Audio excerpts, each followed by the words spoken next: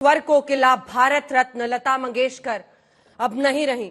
यकीन करना देश के लिए मुश्किल, लेकिन इसी के साथ श्रद्धांजलि आज पूरा देश उन्हें दे रहा है, जिनके गानों को सुनकर पीढ़ियां दर पीढ़ियां भारत और भारत के हर अहम मोड़ पर जिनकी आवाज ने हिंदुस्तान की परिस्थितियों को अपनी आवाज दी।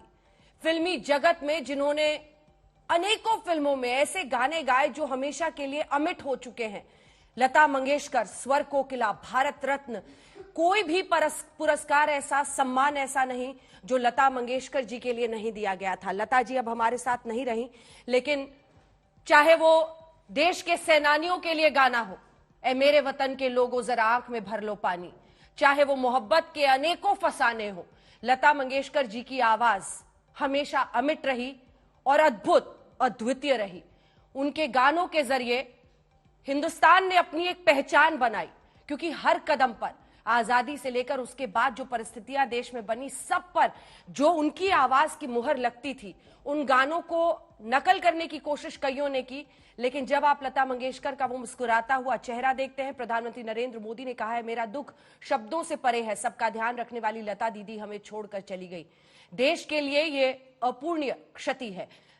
लता दीदी, यही नाम से उन्हें पूरे फिल्म इंडस्ट्री में पुकारा जाता था। स्वर कोकिला, भारत रत्न आदरणीय लता मंगेशकर जी का निधन अत्यंत दुखद और कला जगत की अपूर्णीय क्षति है। एक ऐसी क्षति जिसकी कभी भरपाई नहीं हो पाएगी, लेकिन हां, उनके गानों के जरिए, उस आवाज के जरिए वो हमेशा जिंदा रहेंगी। देश की शान, संगीत जगत की सिरमौर स्वर कोकिला, भारत रत्न लता मंगेशकर जी का निधन बहुत दुखद है। पुण्यात्मा को मेरी भावभीनी श्रद्धांजलि है। उनका जाना देश के लिए अपूर्णीय क्षति है। वे सभी संगीत साधकों के लिए सदैव प्रेरणा थी, संगीत साधकों के लिए प्रेरणा थी, हैं और रहेंगी। स्वर साम्राज्ञी लता दीदी का निधन संपूर्ण विश्व के कला जगत के लिए एक कभी पूर्ण ना होने सकने वाली क्षति है। ये पीयूष गोयल ट्वीट कर रहे हैं। तमाम नेता, मंत्री, विपक्ष के नेता सभी अपनी बातें कह रहे हैं और इसे अपूर्णीय क्षति बता रहे हैं। हर संगीत प्रेमी के हृदय में निवास करने वाली स्वर कोकिला, भारत रत्न लता मंगेशकर जी का निधन हृदय विदारक है।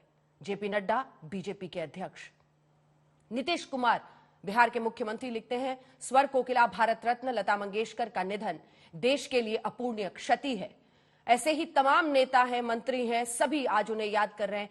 क्रिकेट जगत से लेकर कौन सा वो क्षेत्र है जहां पर लता दीदी ने अपनी एक पहचान, अपना एक संपर्क लोगों के साथ नहीं रखा था।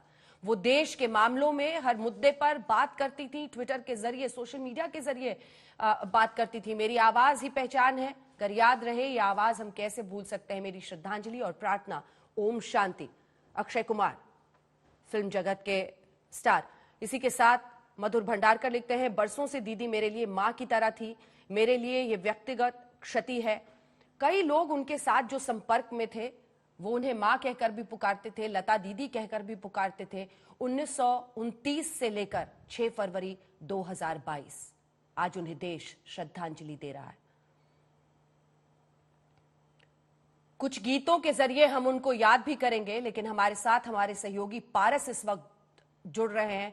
पारस, एक तरफ हर कोई आज सहम कर इस क्षतिपूर्ण घड़ी में लता दीदी को याद कर रहा है, तो वहां पर लोगों के पहुंचने का तांता लग चुका होगा।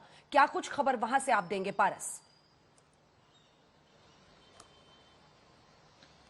बहुत दुखद घड़ी है, पूरे देश के लिए दुखद घड़ी है, पूरे फिल्म इंडस्ट्री के लिए बहुत दुखद घड़ी है। जैसे ही लोगों को इस बारे में पता लगा कि अब लता दीदी हमारे बीच में नहीं रही, जैसे आप दोहरा रही थी बार बार कि लता दीदी सबसे इतना ज़्यादा नज़दीक था उनका, सब इतना ज़्यादा क्लोज थे उनके कि लोग उनसे बहुत ज़्यादा मोहब्बत करते थे, बहुत ज़्यादा प्यार करते थे।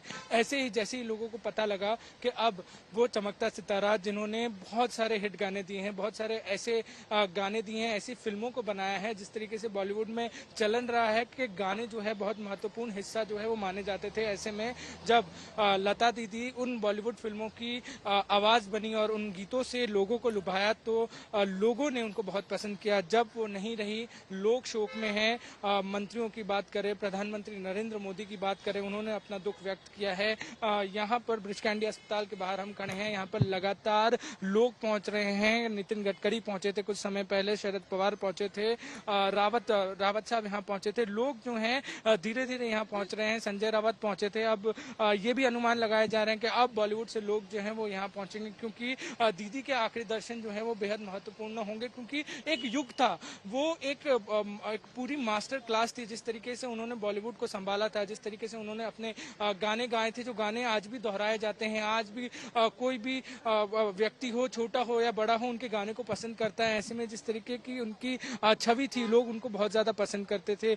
कोई भी जगत हो, क्रिकेट जगत हो या फिर बॉलीवुड जगत हो, कोई भी ऐसी जगह नहीं है जहाँ पे उनको मान सम्मान से नहीं पुकारा जाता था या उनका मान सम्मान नहीं किया जाता था। एक ऐसा व्यक्तित्व जो आज हम सबको छोड़ के चला गया है। अब तैयारियां जो हैं वो अंदर शुरू की जाएगी, क्योंकि अब उनको नवाजा जाएगा। उनको आखिरी अंतिम दर्शन के लिए उनको ले जाया जाएगा। 12 से 3 का समय जो है वो निर्धारित किया गया है। उनके घर पे लेके जाया जाएगा, जहाँ पे वो रहती थी। पेडर रोड पे जो है उनका घर है। फिर उसके बाद उनको शिवाजी पार्क ले जाके राष्ट्रीय सम्मान के साथ उनको विदा कर दिया जाएगा और वो हम सबको छोड़ के चली जाएंगी।